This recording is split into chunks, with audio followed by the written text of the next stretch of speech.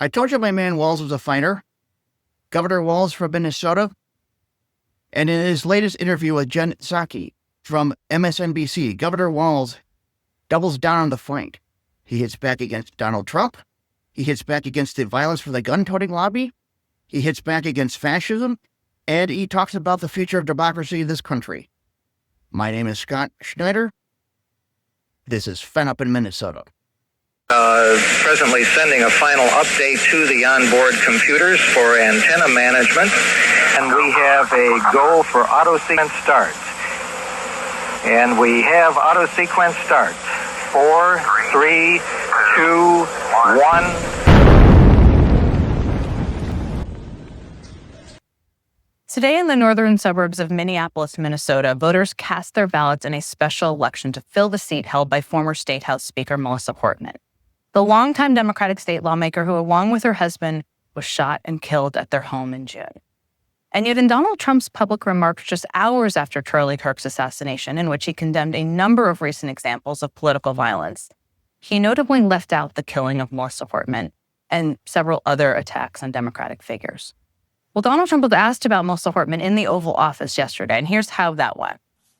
In retrospect, given all of the moving ways that this White House has paid tribute to Charlie Kirk, right, do you think it would have been fitting to lower the flags to have staff when Melissa Portman, the Minnesota House Speaker, was gunned down by an assassin as well? I'm not familiar. The Minnesota House Speaker, a Democrat, was assassinated this summer. Well, if the governor had asked me to do that, I would have done that. But the governor of Minnesota didn't ask me. I didn't. I wouldn't have thought of that, but I would have if somebody had asked me. Joining me now is Minnesota Governor Tim Walz, former Democratic vice presidential candidate. Today he announced he's running for a third term as Minnesota's governor. He just can't get enough of the campaign trail. Governor, it's great to see you, and there's so much I want to ask you about, but I know Melissa Portman was a close friend of yours. She's featured heavily in your announcement video. She's clearly been top of mind for you as you rolled out your re-election campaign. And I just have to start by asking you what went through your head. What went through your mind when you heard those remarks from Donald Trump in the Oval Office yesterday? Well, Jen, it's good to see you, and thank you for asking. It's been pretty traumatic in Minnesota, and I think Minnesotans, certainly every Minnesotan knows Melissa Portman's name, and most decent people do. What goes through my mind is nothing surprises me. There's no compassion, there's no empathy in this man, and there's no sense of governing for the whole country. We had a horrific act of political violence and the loss of an exceptional human being, a mom. Just it's hard to explain to people, and it gets reduced to a footnote. This beautiful life, this big life, Melissa Gilbert, Melissa, she fostered and helped train service dogs, and Gilbert failed, and she told me on a wink that she said, I want him to fail so he could stay with us. And just a decent person, and probably one of the most skillful legislators I've ever worked with. Minnesota's a better state that got massive things done to improve people's lives, and you just see, the disrespect and how easy that rolled off his tongue. And yet we're supposed to believe that they're definitely concerned about political violence. And you see the vice president, go on a podcast, it's government by podcast, to just lie and to bring hate. And they're not interested in solving this. We in Minnesota are. And I said today, announcing that I was going to run again, look, I don't think I have any, you don't have a right to stay in these jobs, but I'm proud of the work we did together. I'm proud of Melissa's legacy. And I think right now, as you said, folks are standing up, and brave folks, teachers standing up for their students who bring their full selves to their classrooms. We had doctors here who patched up little bodies after they were shot with assault rifles and stood up and said, damn it, do something about this. We're tired of patching them up. Get rid of these things. And all across this country, you got people pushing back, and you've got a president that sees the presidency as his personal kingdom and a revenge tour. He's doing nothing to improve people's lives. Insurance costs are at a 15-year high. We see electricity costs going up. He's not fixing anything for anyone, and it's all smoke and mirrors. So I think when people see this, and I appreciate you asking about Melissa, I think there's a steeled resolve in Minnesota that we're done with this. 2 weekends in a row, we've gone to memorial services for an 8 and 10-year-old to hear about these beautiful lives. And I guarantee you Donald Trump doesn't know their names. and he's out there doing this. He doesn't care. I actually believe, Jen, if there had been students shot at that event, I don't know what he would have done, because apparently this is, as the vice president said, a fact of life. Well, we're done with it in Minnesota. We're going to do something about it. We're going to continue to try and improve lives. And I don't expect any help. And in fact, I just expect the president to continue to interfere, because this isn't about improving lives. This isn't about uniting the country.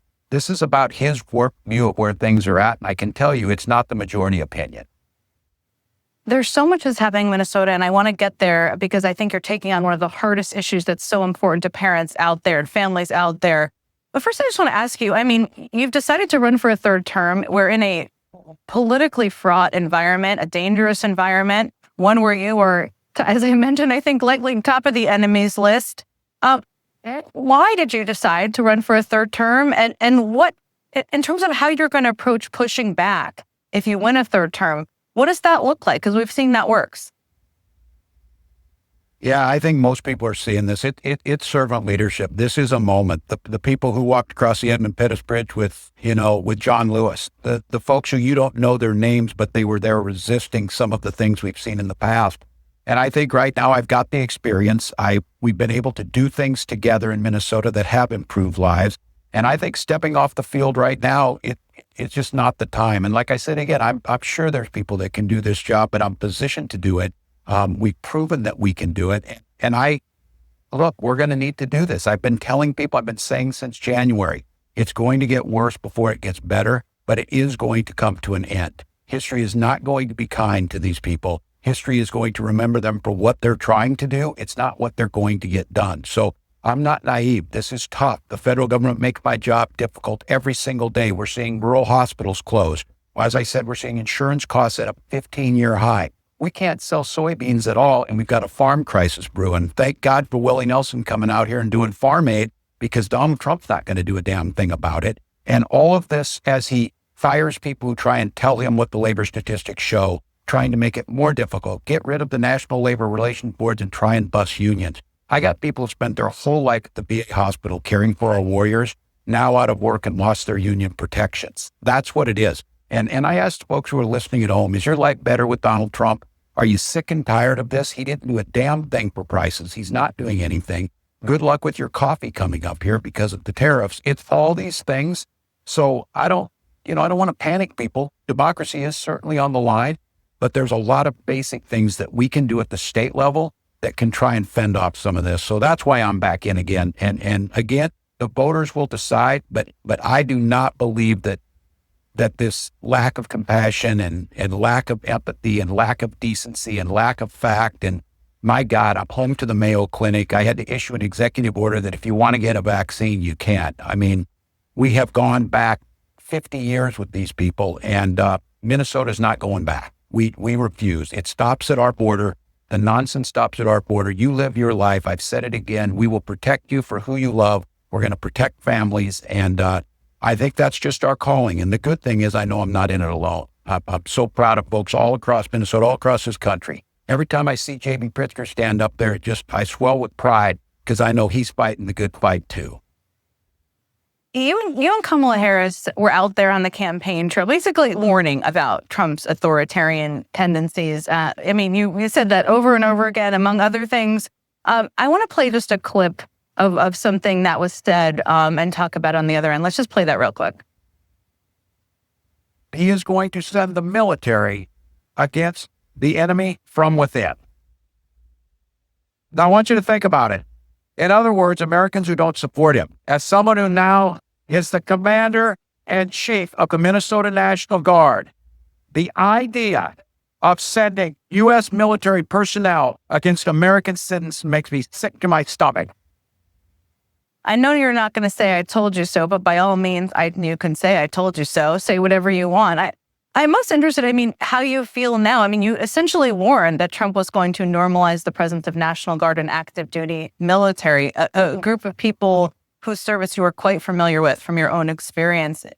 How does it feel watching back that clip and know that didn't hit with the public as the way it should have?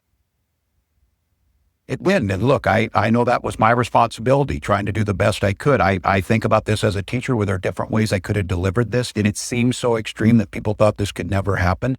And that foundational separation with the military and the federal forces not being used against this, he's waging war against our cities. He even talks and uses the language of war. And look, our cities know that we want to make sure that crime is down. It is, but we can always do better. They should be partners with us, just as they cut our counterterrorism funding, money that we could use to protect schools. We could use it to help fund our police, making sure we could hire more. But I'll tell you what doesn't make people feel safe: a tank next to Chipotle. It's stupid, and it's for the cameras, and it's, you can get into the legal aspect of posse comitatus, but it's foundational. So I keep saying, Jen, where are the don't tread on me people? We were told for years that we needed to be prepared about an overbearing federal government that would step in over local control and actually put troops on the streets. I mean, where are those people? And I would just ask them to rise up. And this isn't the way things should be done. And again, he doesn't really have any interest in stopping the crime. If he did, he would go with the professionals. He would listen to local law enforcement. He would coordinate with us. I will tell you, we do have a great example, and this is why some of our institutions are still holding. We got a U.S. attorney out here who's a great partner, doing good work for us on many fronts, and that's because he coordinates with state agencies, coordinates with local officials. That's what we should be doing. This for the camera. I'm a big, tough guy. I also said, Jen, on that, and I'm still going to hold to this. I still think at some points he puts on a military uniform because it's just cosplaying with his administration, whether Kristi Noem's dressing up as one thing or another. But come out here and help us. We don't disagree with you that there's more that we can do, but what you're prescribing is nothing but vengeance and photo ops. That's not helping anybody. So here in Minnesota, we're going to continue to work on it. We want people to be secure in their persons, secure in their families, secure in their economics. He's doing nothing to help on any of those fronts. And that's one of the reasons I'm going to do this again. And there's a lot of people that are getting engaged. We've had a special election tonight, as you said. XP is going to win that race. It's an immigrant family that came from a refugee camp, came here and built a life, respected in his community. And he is going to step into that position that Melissa Hortman held. And you know what? Years down the line, we're going to be talking about XP doing good work for his community because it's what the voters want.